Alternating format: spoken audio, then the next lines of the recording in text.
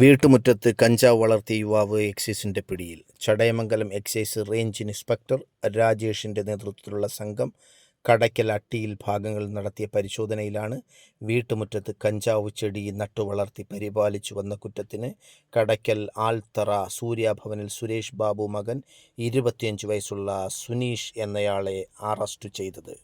ഇയാളുടെ വീട്ടുവളപ്പിൽ നിന്നും 172 സെന്റിമീറ്റർ ഉയരമുള്ളതും 86 സെന്റിമീറ്റർ ഉയരമുള്ളതുമായ 2 കഞ്ചാവ് ചെടികൾ കണ്ടെടുത്തു.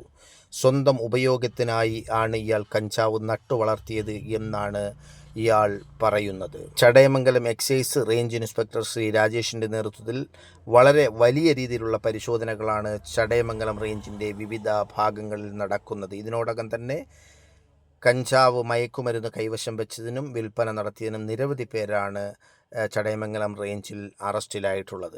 പരിശോധനാ സംഘത്തിൽ രാജേഷ് സാറിനോടൊപ്പം AEI Shaji, AEI grade Unnikrishnan, preventive officer Bineesh, CEO മാരായ ജയേഷ്, മാസ്റ്റർ ചന്തു, ശ്രേയസ്, ഉമേഷ്, ലിജി എന്നിവർ പങ്കെടുത്തു.